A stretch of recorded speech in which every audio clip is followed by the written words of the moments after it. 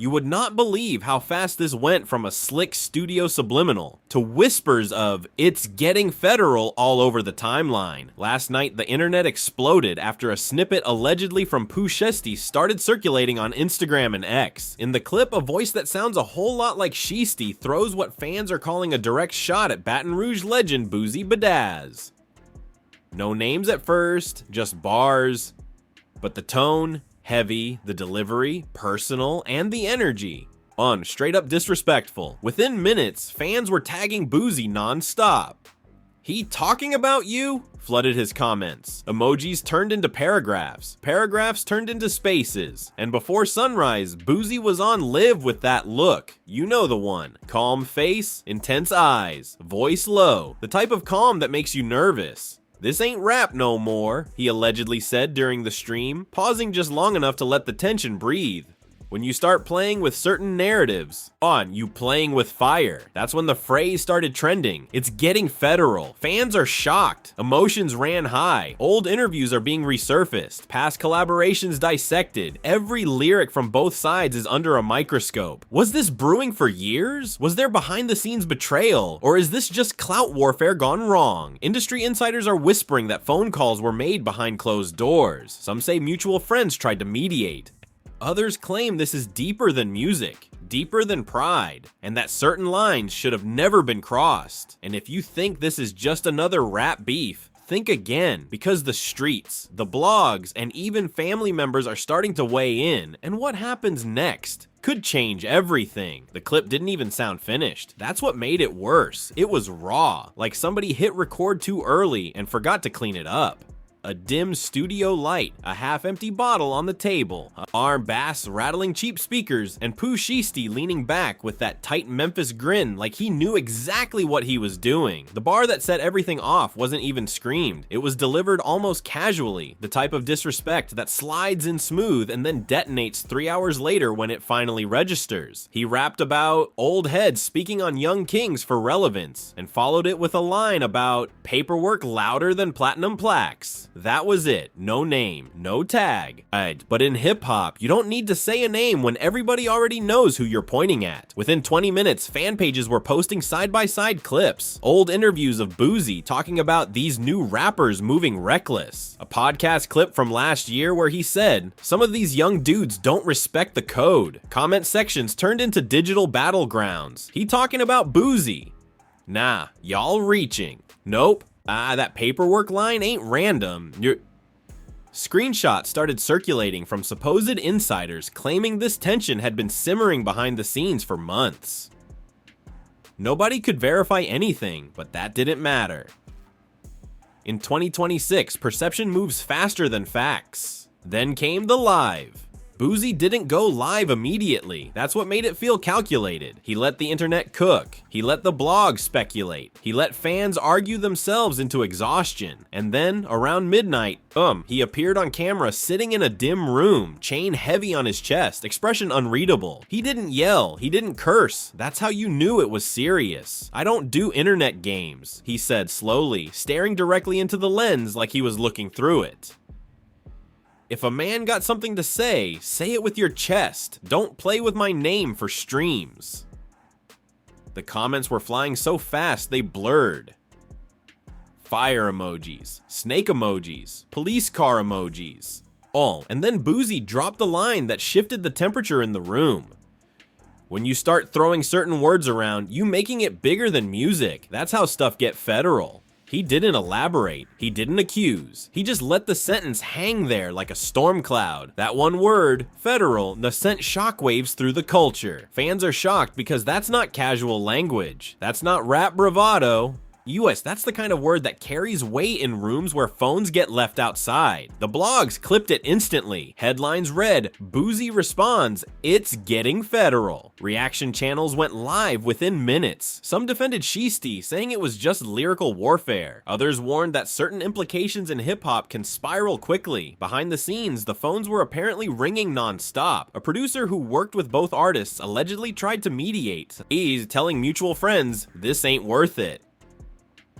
A family member of Boosie reportedly texted him, "Don't even feed it," but emotions ran high. Pride doesn't move quietly, especially when millions are watching. What made this feel deeper than a regular diss was history. Years ago, Boosie had publicly praised Shiesty's grind. There were photos of them backstage at a festival, laughing, arms around each other. Fans started reposting those pictures like they were crime scene evidence. On how we go from this to that. One user wrote, another commented, the family was left divided, OG versus new school. And that's when another twist hit. An unreleased voice memo leaked onto a gossip page. The audio was grainy, the voice distorted, but the account claimed it was someone from Shiesty's camp saying, he tired of being little broed. He feel like Boosie, always talking down on him in interviews. The internet treated it like gospel. Debate shows dissected tone, cadence. He has background noise. Was it real? Was it AI?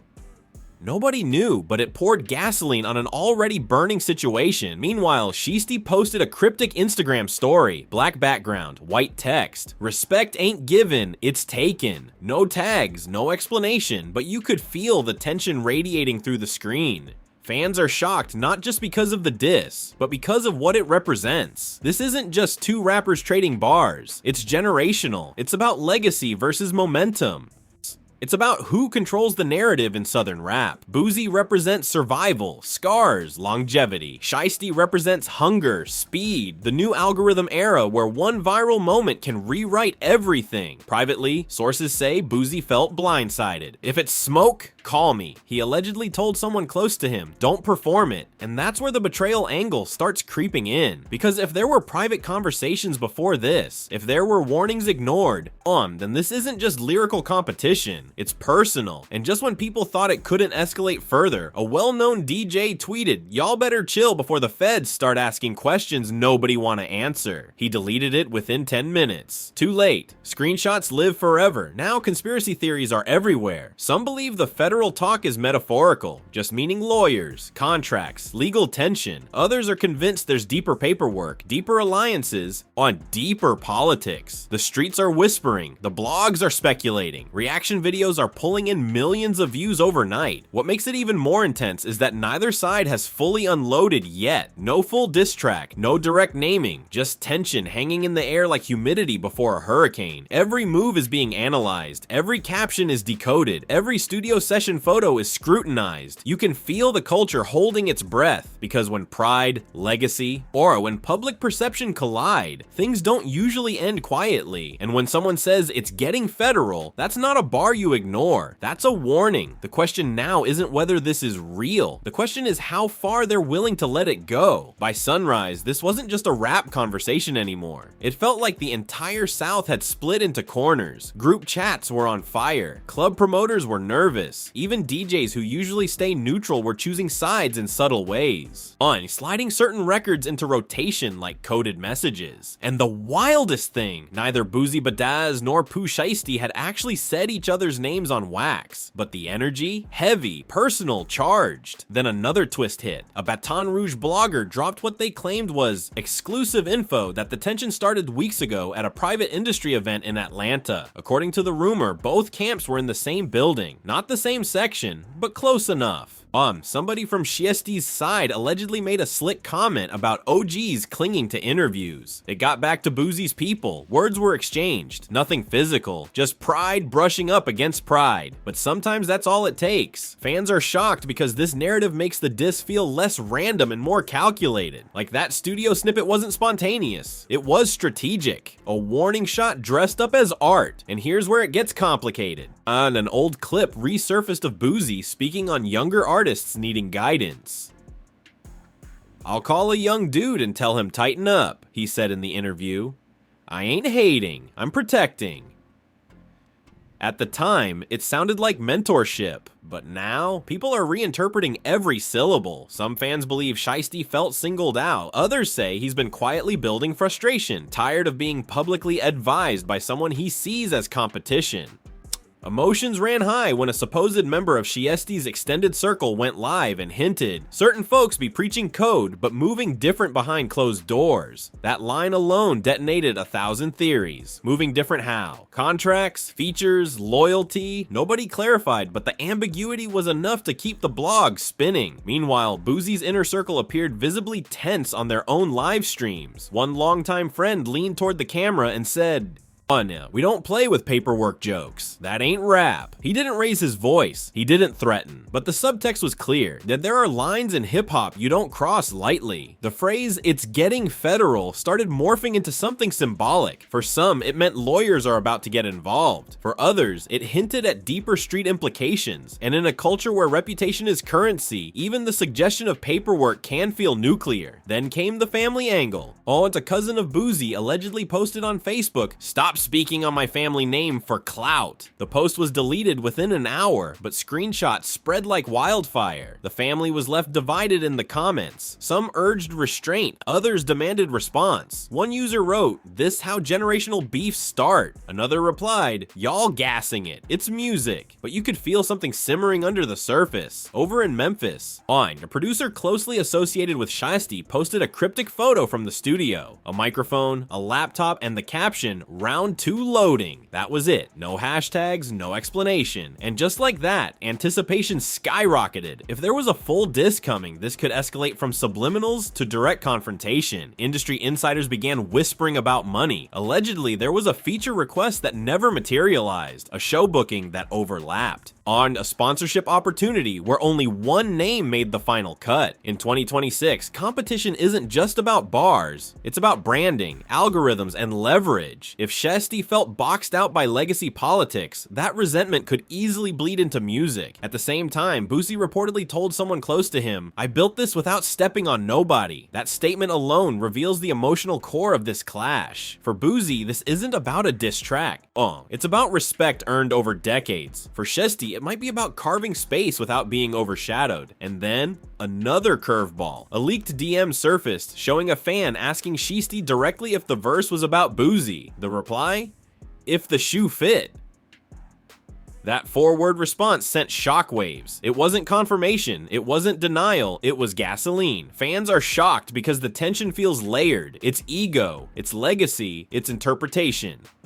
It's the power of a single line spiraling into something bigger than either artist might have intended. Radio hosts began debating whether this could hurt the culture. Some argued that competitive rap is healthy. Others warned that invoking federal energy brings a different temperature. One veteran artist even tweeted, "Young kings gotta respect elders. Elders gotta respect growth." It was deleted shortly after. Again, screenshots don't disappear. Behind closed doors, mutual acquaintances are allegedly scrambling to prevent this from going nuclear. A respected Atlanta mogul is rumored to have placed calls to both sides, urging a sit-down instead of a shootout, lyrically speaking. But pride is a stubborn thing, especially when millions are refreshing their feeds, waiting for the next move. What makes this whole situation feel volatile is the silence between posts. No official statements, no press releases, just coded captions and carefully timed lives.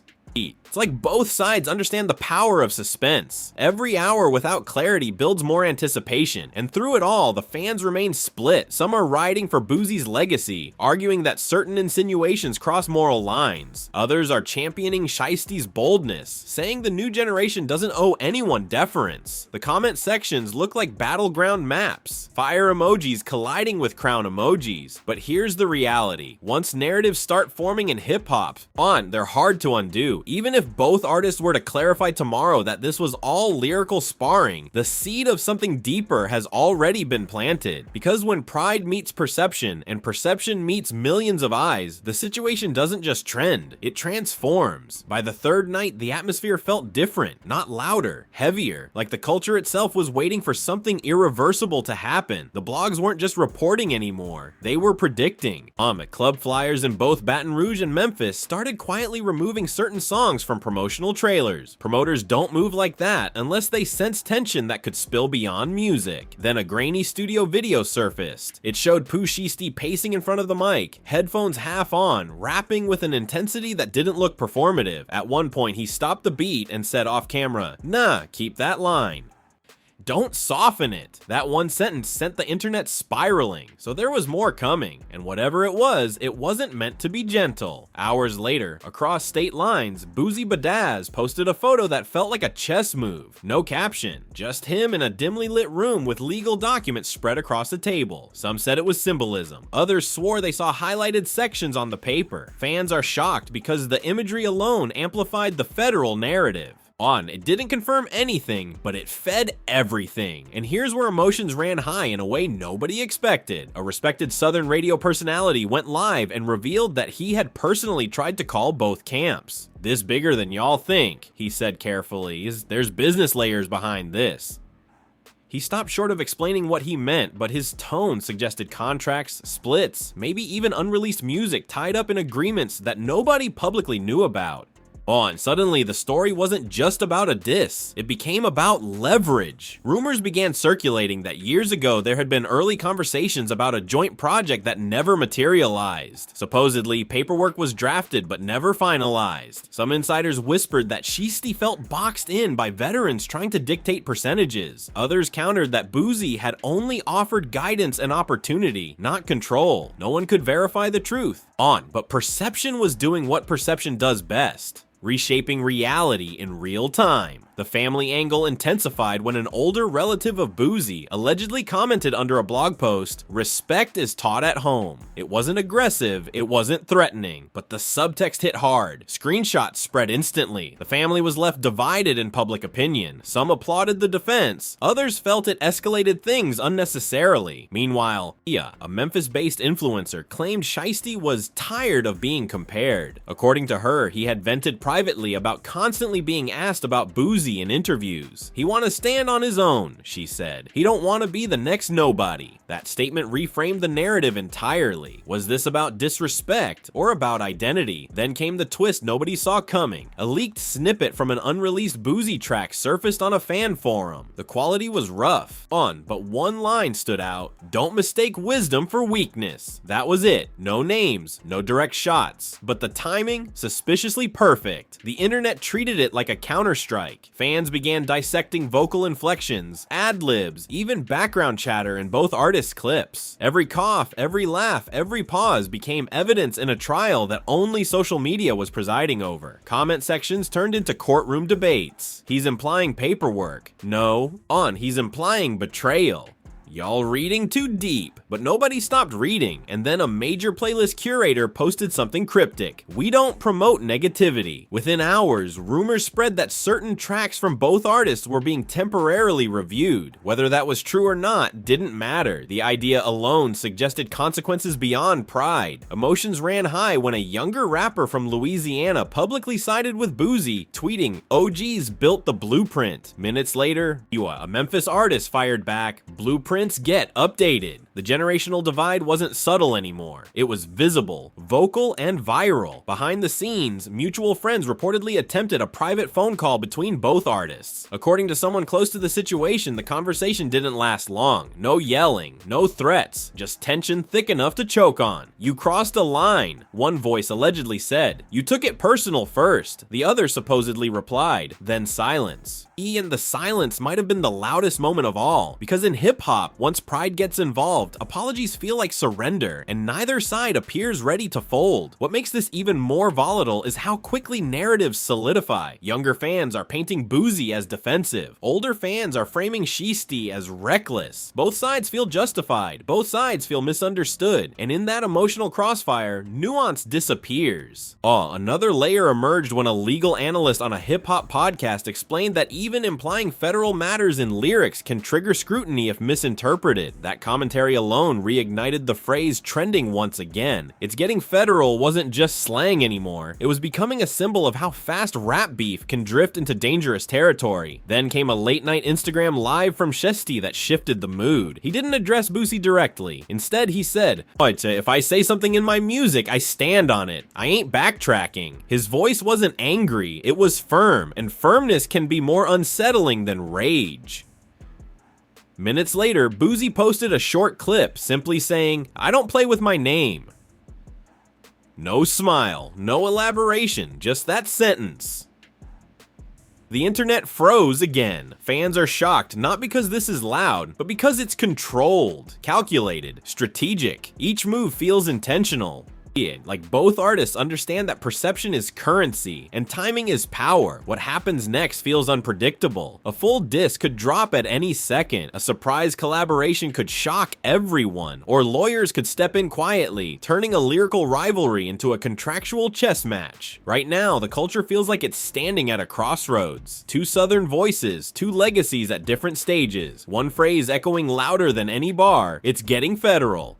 And the scariest thing about it all? The fourth night didn't explode. It simmered. No dramatic diss dropped at midnight. No surprise FaceTime screenshots leaked. Instead, something more unsettling happened. People started talking who never talk. Industry veterans, street-adjacent entrepreneurs, even a former tour manager who hadn't posted in years suddenly went on a cryptic rant about loyalty being a two-way street. When people from the shadows step into the light, you know the temperature has shifted. Early that afternoon, a well-known Southern promoter claimed that a scheduled showcase featuring artists connected to both Boosie Badazz and Pooh Shiesty was quietly postponed. Official reason? Logistical conflicts. Unofficial whispers? Nobody wanted tension backstage. In this era, perception alone can spike insurance costs. That's how real it was getting. Fans are shocked because this started as bars, and now it's affecting bookings. And then another twist hit like a silent earthquake. A Memphis radio DJ revealed on air that he had received pressure from someone in Baton Rouge to cool down Shiesty's rotation temporarily. He didn't name names, he didn't show proof, but the implication was enough. Social media immediately framed it as political maneuvering. Was this about control, influence, power plays behind the curtain? Within hours, Baton Rouge supporters countered with their own narrative that Shiesty's camp had been the first to politic behind closed doors, allegedly trying to block a festival lineup that heavily featured Boosie affiliates. No documents surfaced, no official confirmations, just claims bouncing back and forth like gunfire in the dark. Emotions ran high when an old freestyle from Shiesty resurfaced where he rapped, "Never let an OG little bro me."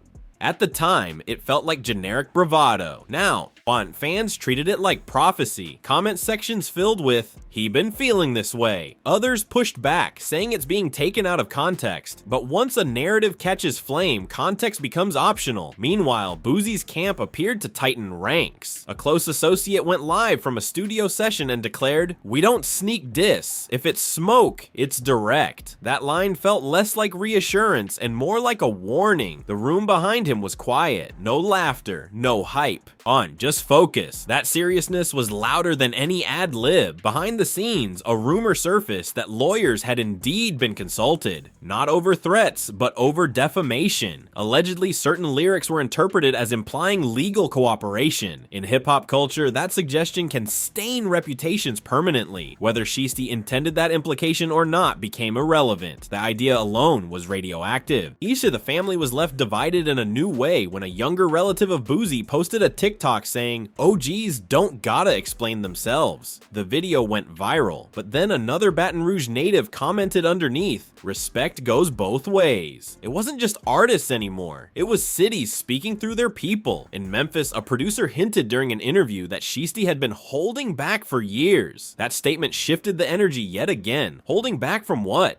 From responding to advice, from addressing perceived shade. Suddenly the narrative felt less spontaneous and more like a pressure cooker finally releasing steam. Then came a moment that froze everything. A short clip surfaced of Boosie at a private gathering, speaking candidly.